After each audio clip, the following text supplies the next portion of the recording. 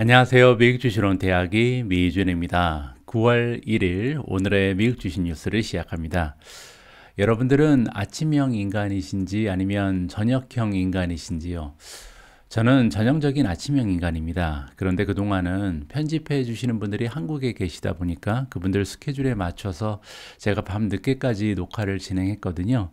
정말 오래간만에 새벽에 일어나서 이렇게 방송 준비를 마무리하고 녹화를 진행하고 있습니다. 아직은요 시차 적응이 잘 안 돼서 조금은 좀 멍하고 좀 띵하거든요. 하지만 기분은 상당히 좋습니다. 지난 9개월 동안 밤 시간에 이제 녹화를 진행하면서 느꼈던 것은요. 해야 할 일이 있는데 이 해야 할 일을 하루에 뒤로 미루고 있으면요. 하루 종일 좀 찜찜하고 또 그 일에 대한 부담감으로 심리적인 압박을 받을 수 있다는 겁니다. 오늘부터는요 가장 중요한 미준의 방송을 아침에 이렇게 녹화하고 편집하고 나서 자유스러운 하루의 일과를 좀 설계할 수 있다는 생각을 하니까 마음이 홀가분해졌습니다. 여러분들 중에서도요 혹시 하루의 일상이 조금 압박이 느껴지시는 분들은 중요한 일들을 모두 오전 시간에 마무리해 보시는 것도 하나의 방법이 될 수가 있을 것 같습니다. 자, 그러면 9월 1일 새롭게 보내드리는 오늘의 미국 주식 뉴스 바로 시작합니다. 자, 오늘도 8월 31일 수요일에 미국 증시 마감 시황부터 살펴보겠습니다. S&P 500이 0.71% 떨어졌고요. 다우존스가 마이너스 0.45, 나스닥은 1.12% 떨어졌습니다. 러셀 2000 역시 마이너스 0.78인데요. 한 가지 좀 안타까운 것은 여러분들 그래프를 좀 바라보시면 하루 종일 굉장히 괜찮은 추세를 보였었거든요. 미국 증시가. 그런데 중반 이후에 좀 미끄러 떨어지면서 마지막에 마이너스로 추락을 해버렸습니다. 이 부분은 아무래도 오늘 장이 열리게 되면 어느 정도는 영향을 끼치지 않을까 좀 걱정이 되고요. 자, 그리고 성장 주식들의 성적표도 살펴보겠습니다. 어제 가장 많이 떨어진 종목은 크라우드 스트라이크입니다. 마이너스 5.53%인데요. 그제죠. 그제 우리가 어닝 결과를 함께 살펴본 것처럼 굉장히 좋은 호실적을 발표했잖아요. 따라서 별다른 걱정을 할 필요는 없을 것 같고요. 오픈도어가 마이너스 2.91, 에디타스 마이너스 2.78, SQM이 마이너스 2.61, 엔비디아 마이너스 2.42, AMD 마이너스 2.38%입니다. 자, 엔비디아 그리고 AMD가 동반 하락을 했는데요. 이 부분에 대해서는 오늘 첫 번째 뉴스에서 자세히 다루어 보도록 하겠습니다. 자, 그리고 파망, 즉 메가테크 기업들의 성적표를 바라보면요. 엔비디아 가장 많이 빠졌죠. 마이너스 2.42, 아마존이 마이너스 1.52%, 애플이 마이너스 1.06이고요. 테슬라가 마이너스 0.75, 구글이 마이너스 0.69, 마이크로소프트 마이너스 0.57입니다. 반면 올라간 종목이 두 종목이 있는데요. 넷플릭스 그리고 메타 플랫폼즈가 플러스를 보여줬습니다. 사실 성장주 중에서도 올라간 종목들이 꽤 있거든요. 한번 살펴보실까요? 자, 여기 보시면 어제 하루 동안 주가의 흐름이 좋았던 종목들, 예를 들어서 차지포인트 같은 경우는 어닝 발표 이후에 주가가 12.28%나 급등을 했고요. 스템이 6.94% 플러스, 펠로톤이 플러스 6.37, 퍼시픽 바이오 5.21%, 바이두가 4.56% 올라갔고요. 메타 플랫폼즈 3.67, 업스타트 3.48%, 그리고 인바이테가 2.7% 정도 상승하면서 장을 마감했습니다. 자, 오늘 첫 번째로 여러분들께 공유 드릴 소식은요. 엔비디아 관련된 뉴스인데 제가 일주일 전에요. 엔비디아 줍줍 기회가 아닙니다 라는 제목으로 영상 하나를 공유한 적이 있습니다. 그만큼 최근 들어서 엔비디아라는 종목에 대한 그 전망이 좋지가 않은데 사실 그 영상을 제가 만들 때 고려하지 않았던 한 부분이 또 불쑥 튀어나왔거든요. 따라서 굉장히 좀 어려운 상황에 처해 있는 엔비디아가 또 다른 난관에 빠지게 됐다. 이렇게 말씀드릴 수가 있게 됐습니다. 제가 이 부분을 읽어보고요. 굉장히 깜짝 놀랐습니다. 여기 보시면 엔비디아가 수요일날 얘기하기를 자, 미국 정부한테서 이런 얘기를 들었다. 뭐라고 얘기를 들었냐면 중국하고 러시아 쪽에 반도체 팔지 마라. 이렇게 지금 이야기를 들었다는 키포인트가 나와 있거든요. 그래서 요것만 읽어보고 정말 큰일 났구나. 이런 생각이 들었는데요. 조금 더 자세한 내용을 살펴봐야 할 것 같습니다. 자, 엔비디아의 주가가 6.5% 정도 지금 익스텐디드 트레이딩에 떨어졌다. 그래서 수요일 날 장이 마감되고 나서요. 장 후에 추가적으로 떨어졌다. 이렇게 보시면 됩니다. 이 부분을 확인하시는 방법이 있는데, 자, 시킹아파에 들어가서 이제 엔비디아에 들어가시면요. 여기 보시면 어제 장에서 2.42%가 떨어졌죠. 그리고 나서 장이 마감된 이후에 포스트 마켓이라는 게 있습니다. 여기 보시면 6.56% 떨어지고 있잖아요. 그래서 요 수치가 지금 정식 그 장 중에 변화가 아니고 장이 마감된 이후에 변화를 반영하고 있다. 이렇게 보시면 됩니다. 자, 어쨌든 시장이 마감된 이후에 지금 6.5%나 주가가 떨어지면서 굉장히 좋지 않은 추세를 보여주고 있는데, 그 이유는 뭐냐면 엔비디아에서 발표를 했습니다. 뭐라고 발표했냐면 미국의 정부가 제한을 한다. 그래서 판매하지 못하도록 그 중국의 판매를 제한하는 그런 이야기를 엔비디아한테 했다. 이렇게 지금 정리가 가능하거든요. SEC에 제출한 파일을 살펴보니까 엔비디아가 뭐라고 얘기했냐면 미국 정부가 엔비디아라는 기업에 8월 26일 날 통보를 했다라고 합니다. 뭐에 대한 통보였냐면요. 새로운 라이선스를 취득해야 된다. 자, 이 라이선스를 취득하지 않으면 문제가 생긴다는 거죠. 자, 이 라이선스는 뭐를 위한 거냐면 앞으로 중국 쪽에 수출할 때 이 라이선스가 있어야 된다는 거죠.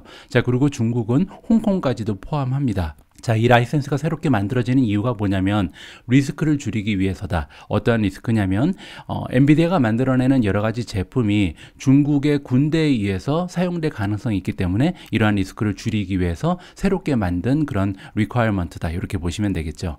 자, 엔비디아가 이야기하기를 새롭게 만들어진 제한은 A100 그리고 H100라는 칩에 적용이 된다라고 나와 있는데요.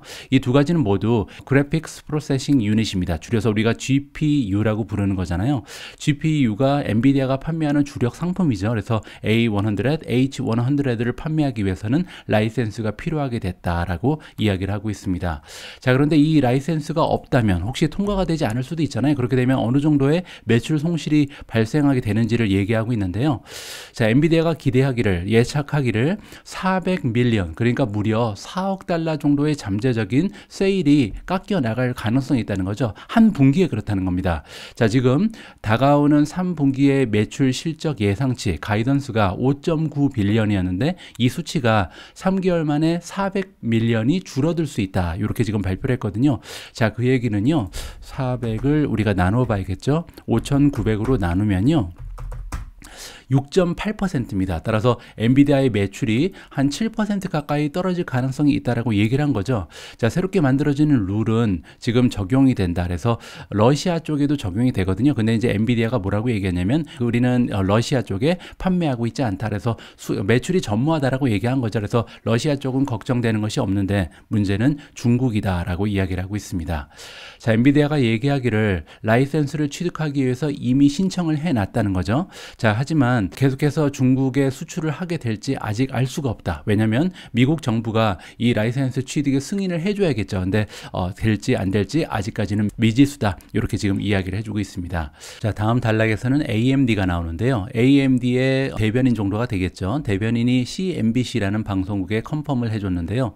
뭐라고 컨펌을 했냐면 역시 라이센스 관련된 레터를 받았다. 그러니까 미국 정부가 엔비디아만 컨택한 게 아니고 AMD도 연락을 했겠죠. 자, 그리고 그들이 믿기로는 MI250라는 반도체에 적용이 된다라고 얘기합니다. 이 MI250라는 반도체는요, Artificial Intelligence, 인공지능에 관련된 반도체라고 보시면 되고요.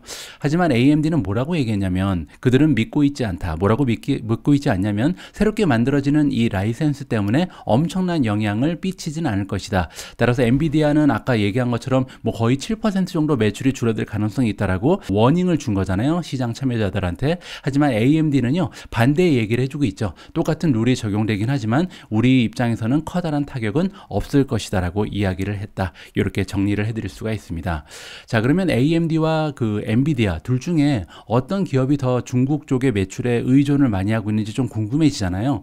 한번 찾아봤는데요. 자, 지금 보고 계신 화면은 엔비디아가 전 세계적으로 지금 매출을 어떤 지역에서 어느 정도 올리고 있는지를 나타내주고 있는 표입니다. 있습니다. 2022년 현재 YTD로 보고 계신데요. 자, 타이완이 대만이죠. 대만이 가장 커다란 시장입니다. 자, 그리고 그 다음으로 차이나, 홍콩을 포함한 중국이 그 2위고요. 3위가 유나이티드 스테이츠, 미국인데 미국과 중국의 차이가 좀 많이 나죠. 따라서 미국보다는 중국 쪽에서 훨씬 더 많은 매출을 창출하고 있고, 사실 가장 커다란 마켓은 타이완이라는 것을 여기에서 우리가 살펴볼 수가 있었습니다. 자, 그리고 AMD도 한번 보도록 하죠. 자, 지금 보고 계신 화면은 2021년, 2022년 자료는 찾지 못했고요. 2020년 자료만 찾았는데, 보시는 것처럼 미국이 지금 중국에 비해서 매출이 적죠. 전체 매출 중에 23.9%, 그러니까 거의 24%의 매출이 차이나, 홍콩을 포함한 중국에서 발생하는 것이 AMD입니다. 따라서 엔비디아도 그렇고 AMD도 그렇고 이번 라이센스 때문에 타격이 있는 것은 거의 확실해 보인다. 이렇게 좀 말씀드릴 수가 있을 것 같고요. 중요한 점은 과연 이 미국이 적용하고 있는, 미국 정부에서 적용하고 있는 이 라이센스가 어느 정도로 쉬운가? 라이센스 취득이 만약에 굉장히 용이하다면 별다른 타격이 없겠지만, 만약에 라이센스 취득을 요청했는데 잘 나오지 않는다, 이렇게 되면 커다란 문제가 될 수도 있다라고 생각을 하고요. 앞으로 이 부분에 대해서는 조금 더 업데이트를 확인할 필요가 있을 것 같습니다. 물론 미존에서 제가 오늘의 미국 주식 뉴스를 통해서요, 추가적인 업데이트가 올라오면 바로바로 공유를 해드릴 수 있도록 하겠습니다. 자, 이렇게 미국과 중국의 반도체 전쟁은 본격화되는 양상을 보여주고 있는데요. 사실 그렇게 되면 엔비디아나 AMD보다 조금 더 리스크가 커져지는 이런 종목이 하나 있습니다. 바로 TSMC인데요. 자, 지정학적인 그 위치 때문에 가장 어려움을 겪을 가능성이 높은 TSMC의 주가는 어제 사실 상승을 했습니다. 물론 그리고 나서 이제 장 이후에는 1.86% 떨어지고 있고요. 자, 어떤 뉴스가 전해졌는지 한번 살펴보겠습니다. 자, 타이완 세미컨덕터, 우리가 보통 TSMC라고 부르는 종목이고요. 티커 네임은 TSM입니다.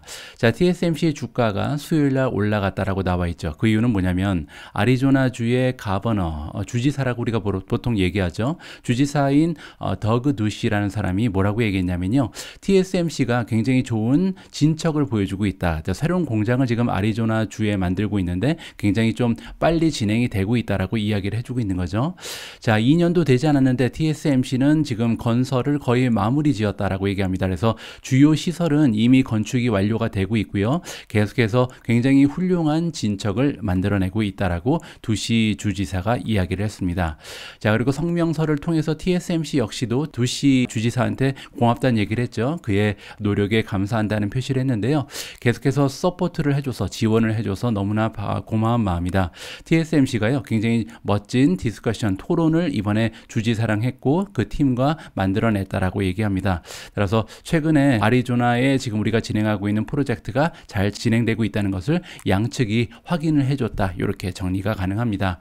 자, 이번에 그 아리조나에 들어서는 신축 공장은 아리조나주에 있는 피닉스에 건설이 되고 있고요. 2021년 6월에 시작을 했습니다. 물론 이제 그 전부터 계획은 되고 있었지만 건설 자체는 지금 1년이 조금 넘었다. 이렇게 보실 수가 있고요. 그리고 이제 언제부터 생산이 가능하냐면 2024년부터 생산을 가동할 것이다. 이렇게 지금 나와 있습니다. 그렇게 되면요, TSMC는 미국에 약 20년 만에 처음으로 공장을 건설하고 이제 완공되면 생산을 진행하게 된다. 이렇게 우리가 살펴볼 수가 있겠죠. 자, 앞으로도 TSMC를 비롯한 여러 가지 반도체 기업들이 이 미국과 중국의 반도체 전쟁 상황에서 어떠한 모습을 보이게 되는지 우리가 좀 관심을 가지고 계속 지켜봐야 할 것 같습니다. 자, 그런데요, 우리가 이렇게 중국 리스크를 생각하면서 투자를 진행하다 보면 사실 미국에 투자할 종목이 없습니다. 뭐 예를 들어서 애플 같은 경우도 가장 커다란 시장, 그리고 생산 공장이 중국이잖아요. 그뿐만이 아니죠. 테슬라 역시도 중국에 상당히 많이 의존하고 있는 기업 중에 하나입니다. 자, 지금 보고 계신 그래프는요, 테슬라의 매출이 지역에 따라서 어떠한 추세를 보여주고 있는지 그래프로 표시가 된 건데, 가장 위에 있는 빨간색은 물론 미국이겠죠. 전체 매출의 한 45% 정도가 미국에서 발생을 하는 것이 테슬라입니다. 자, 그리고 노란색이 그 밖에 전체 지역을 얘기하고요. 여기 보시면 주황색이 하나 있잖아요. 주황색 매출이 바로 중국에서 발생하는 매출입니다. 굉장히 상승 추세가 무섭죠.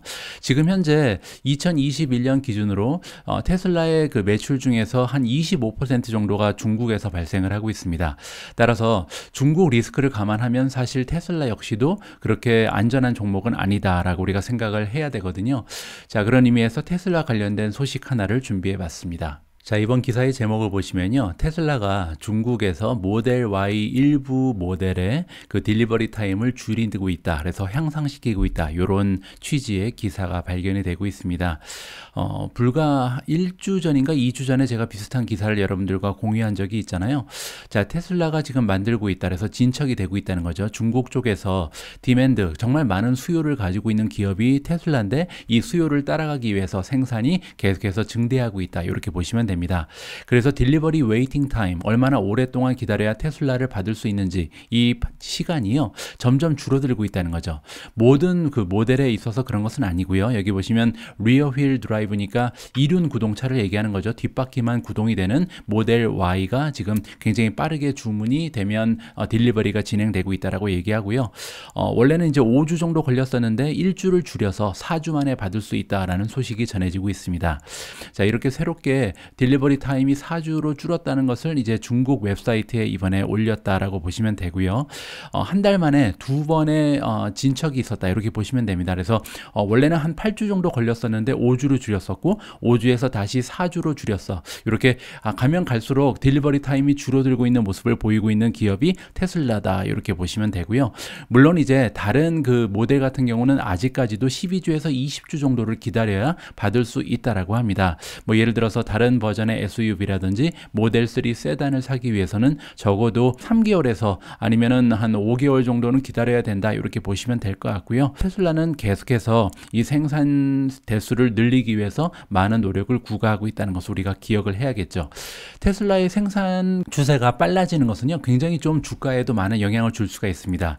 왜냐하면 테슬라는 사실 없어서 못 파는 차잖아요. 지금 우리가 확인하고 있는 것처럼 12주에서 20주 정도를 기다려야 살 수 있는 차기 때문에 사실 얼마나 빨리 생산을 해낼 수 있냐에 따라서 매출이 급등할 수 있는 가능성이 열려 있는 기업입니다. 따라서 어느 정도 생산 시설이 계속해서 향상되고 이 생산 공정을 향상시키면서 생산 대수를 증대시키는가가 굉장히 커다란 투자의 포인트가 될 수 있다는 것을 우리가 다시 한번 생각을 해야 될 것 같습니다. 자, 이번 주 토요일 날이요. 제가 테슬라 그 주주총회 영상을 여러분들과 공유할 예정에 있거든요. 제가 이 주주총회 영상을 이제 번역을 좀 다듬으면서 하나 느꼈던 점이요. 정말 이렇게까지 그 훌륭한 주주총회가 있었을까 할 정도로 굉장히 멋진 주주총회가 이번에 열렸었고 많은 정보를 여러분들께서 가져가실 수가 있습니다. 따라서 테슬라에 관심이 있으시거나 테슬라에 투자하고 계신 분들께서는 이번 주 토요일 날 제가 여러분들과 공유하는 테슬라 주주총회 번역 영상을요. 꼭 시청하셨으면 합니다. 자, 다음으로 여러분들과 함께 읽어볼 기사에는 골드만삭스가 등장을 하는데요. 골드만삭스가 우리 대신 좀 숙제를 해줬습니다. 그래서 최근 들어서 뮤추얼 펀드가 가장 많이 매수를 하고 있는 종목을 우리한테 좀 리서치를 통해서 분석을 해줬는데요. 자, 직접 한번 읽어보시죠. 자, 뮤추얼 펀드는 뭐냐면 투자금이 모여있는 풀이다. 그래서 우리와 같은 개인 투자자들이 이제 참여를 하면 그 금액을 모아서 프로페셔널한 전문가들이 이제 대신 투자를 해주는 그런 펀드를 우리가 뮤추얼 펀드라고 부르잖아요. 자, 이러한 뮤추얼 펀드가 올해 들어서 최고의 한 해를 보내고 있다고 합니다. 그래서 지난 10년의 성적표랑 비교하면 최고의 성적표를 제출하고 있는 그런 상황이다라고 얘기하고 있습니다. 골드만삭스가 분석을 통해서 알려주고 있고요. 상당히 많은 뮤추얼 펀드들이 올해 들어서 벤치마크를 이기고 있다. 그 얘기는 이제 S&P 500보다 좋은 수익률을 만들어내고 있다라고 얘기를 해주고 있는 거죠. 2009년 이후에 어떤 그 해보다도 최고의 한 해를 보이고 있는 것이 지금 2022년이다라고 얘기를 해주고 있습니다. 골드만삭스의 애널리스트 이름은 코맥 코너라는 사람이고요. 자, 이분이 이제 분석을 해준 거죠. 자, 2월 투 데이스로, 그러니까 1월 1일부터 8월 말까지 분석을 해보니까 전체 뮤추얼 펀드 중에 50% 이상이 지금 시장을 이겨내고 있다고 합니다. 시장을 이겼다는 것은 다시 한번 말씀드리지만 S&P 500의 수익률보다 좋았다는 거죠. 자, 그리고 원래 10년 평균은 34%다. 그래서 사실 시장 평균을 이기는 뮤추얼 펀드는요, 평균적으로 40%도 되지 않는 거죠. 한 34% 요 정도 수준인데 올해 들어서는 반이나 되는 뮤추얼 펀드가 시장을 이겨내고 있다. 이렇게 지금 분석을 통해서 알려주고 있습니다. 물론 모든 뮤추얼 펀드가 좋은 성적표를 내고 있는 것은 아니죠. 자, 골드만삭스에 의하면요, 뮤추얼 펀드 중에서 성장주에 많이 투자하고 있었던 뮤추얼 펀드는 예외적이다라고 이야기를 해주고 있습니다. 물론 이제 그 그 성장주 그리고 테크 주식 중에서 애플에 투자를 좀 덜 하고 있던 뮤추얼 펀드는요, 성적이 좋지 않다라고 또 얘기하고 있죠. 왜냐하면 애플 같은 경우는 올해 한 해 동안 지금 S&P에 비해서 7% 정도 오히려 수익률이 좋았거든요. 따라서 굉장히 어렵습니다. 성장주, 테크주에 좀 중심적으로 투자하고 있던 뮤추얼 펀드는 성적이 좋지가 않았는데 그 중에서도 또 애플을 줄이면 안 되는 거죠. 그래서 테크 주식 성장주는 좀 피해야 되는데 그 반면 애플을 많이 담고 있었던 주식은 오히려 수익률이 좋았다라는 굉장히 좀 어려운 상황을 설명을 해주고 있는 거죠. 자, 그리고 최근 들어서요, 이 코너라는 애널리스트가 봤더니 성장주 쪽으로 많이 옮겨가고 있는 추세가 보인다고 합니다. 따라서 올해 한 해 동안 성장주를 피하면서 좋은 성적을 거두었던 뮤추얼 펀드 매니저들이 이제 2분기 들어서는요, 굉장히 좀 많은 폭으로 성장주의 비중을 높여나가고 있다, 이렇게 지금 설명을 해주고 있거든요. 자, 골드만삭스의 분석에 따르면요, 어떤 종목들을 지금 뮤추얼 펀드 매니저들이 많이 사고 있냐면 테슬라, 애플, 아마존, 마이크로소프트, 엔비디아 그리고 알파벳을 많이 추가하고 있다고 합니다. 반면 메타 같은 경우는 사지도 않고 팔지도 않고 있다, 보유하고 있다, 이렇게 보시면 될 것 같고요.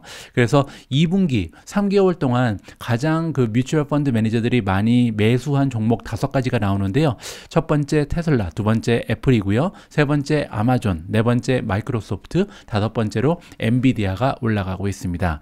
자, 그 밖에도 인기가 많았던 종목들이 여기 나오는데요. 버크셔 해스웨이도 많이 담았고, 옥시덴탈 페트롤리엄, 그리고 쉐브론, 알리게인이도 보이고요. 넷플릭스, AMD, NXP 세미컨덕터도 인기가 있었던 걸로 보입니다. 자, 비자, 유나이티드 파슬 서비스, UPS죠. 그리고 찰스 시압, 이런 종목들이 2분기에 그 뮤추얼 펀드의 매니저들이 가장 많이 매수한 종목이다, 이렇게 보시면 되고요.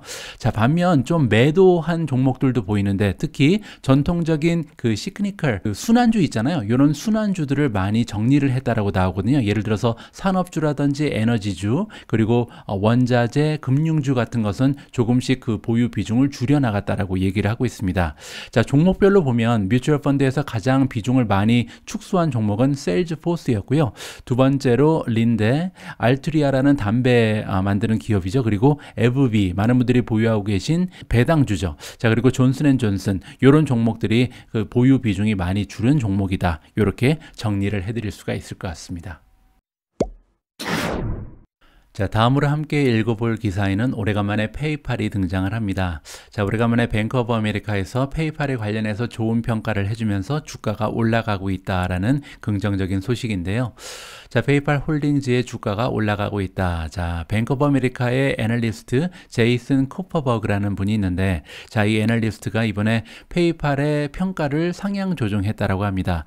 원래는 중립의 의견을 가지고 있었는데요, 새롭게 매수 의견으로 업데이트를 해줬다라고 나와 있고요. 그 이유는 여기 뭐라고 나와 있냐면, 자, 기대가 되고 있다. 코스트 세이빙, 비용 절감을 잘 해낼 것으로 보이고, 또 하나는 뭐냐면요, 쉐어 바이백스, 자사주 매입을 잘 할 것이다 라고 두 가지 이유를 지금 던져주고 있습니다. 자, 우리가 믿기로는 새로운 계획들이 아마도 푸시가 될 것이다. 누가 푸시를 하냐면요, 액티비스트 엘리엇 매니지먼트가 나옵니다. 엘리엇 매니지먼트는 굉장히 좀 유명한 투자 기관 중에 하나인데요. 최근 들어서 페이팔의 주식을 2% 보유하고 있다라고 나와 있잖아요. 자, 그런데 앞에 액티비스트라는 말이 붙죠. 액티비스트는 뭐냐면 그냥 투자만 하는 것이 아니라 직접 주주가 된 다음에 경영에 참여를 합니다. 그래서 이렇게 해라 저렇게 해라 옆에서 계속 참견을 하거든요. 그렇기 때문에 굉장히 유명한 엘리엇 매니지먼트가 페이팔의 주주가 되면서 앞으로 경영 실적이 향상될 가능성이 높다라고 평가를 하는 것 같습니다. 자, 두 번째 이유가 나와 있는데, 페이팔이 최근에 CFO를 바꿨거든요. CFO는 이제 Chief Financial Officer의 약자죠. CEO를 도와서 한 기업의 재정을 책임지는 그런 사람이다라고 보시면 되고요. 블레이크 요젠슨이라는 사람이 이번에 새롭게 CFO로 임명이 됐는데 굉장히 좀 좋은 레코드를 가지고 있다. 그래서 다른 기업에서 이미 코스트를 절감하고 비용을 절감하고 마진을 향상시키는데 일조했던 그런 능력을 인정받은 사람이라고 합니다. 따라서 좋은 실적이 앞으로 기대가 된다는 거죠. 자, 애널리스트가 보기에 굉장히 좀 매력적인 리스크 리워드다. 그래서 지금 리스크와 앞으로 기대 수익률을 비교해 보니까 리스크에 비해서 기대 수익률이 훨씬 더 좋아 보인다, 이렇게 평가를 하는 거잖아요. 자, 그 근거가 여기 나와 있는데, 앞으로 1년 동안 EPS가 한 $5 정도가 될 거라고 기대를 하고 있는 것 같습니다. 자, 그런데 만약에 5달러라는 그 EPS를 만들어내게 되면 현재 주가는 한 18.4배 정도, 그러니까 멀티플이 20배 이하로 형성이 되어 있기 때문에 리스크가 상대적으로 떨어진다, 이렇게 얘기를 하는 거죠. 자, 목표 주가가 나와 있습니다. 지금 한 94달러의 목표 주가에서 114까지 올려줬거든요. 자, 그 얘기는 뭐냐면 114달러까지 만약에 올라가게 되면요, 114를 우리가 뭐로 나눠야 되냐면 5달러 정도의 EPS를 만들어낼 수 있다 그랬잖아요. 자, 그런데 여러분들 기억하시겠죠? 주가는 실적 곱하기 멀티플이죠. 따라서 주가가 이렇게 나와 있을 때 만약에 이 실적으로 나누게 되면 멀티플이 계산이 됩니다. 114 나누기 5를 하시면요, 멀티플은 22.8배가 나오는 거죠. 따라서 이번에 뱅크 오브 아메리카에서 114달러라는 목표 주가를 산정한 그 논리는 뭐냐면, 내년에 한 5달러 정도의 어닝을 만들어낼 수 있는 기업이 페이팔이고, 만약에 5달러에다가 이 멀티플이 22.8배가 반영이 된다면, 따라서 PER이 많이 떨어져 있는데 떨어져 있는 PER이 22.8배까지 향상이 되게 되면 주가가 114달러까지 올라갈 수 있다, 이러한 논리가 성립이 됩니다. 만약에 114달러까지 올라가면요, 현재 주가에서 한 22%, 23% 정도 추가적으로 상승할 여력이 있다, 이렇게 정리를 해드릴 수가 있을 것 같습니다. 자, 아주 오래간만에 1인 크리에이터로 돌아와서 직접 제작하고 편집해서 여러분들과 공유한 오늘의 미국 주식 뉴스는 여기까지입니다. 자, 밤 늦은 시간까지 미종과 함께 해주신 모든 분들께 진심을 담아 감사의 말씀을 드리고요. 앞으로도 계속해서 여러분들께 도움이 될 수 있는 여러 가지 컨텐츠 준비해서 계속해서 여러분들과 함께 할 수 있도록 하겠습니다. 우리 모두가 미국 주식 투자로 은퇴하는 그날까지 다 함께 화이팅입니다. 행복한 하루 되세요. 감사합니다.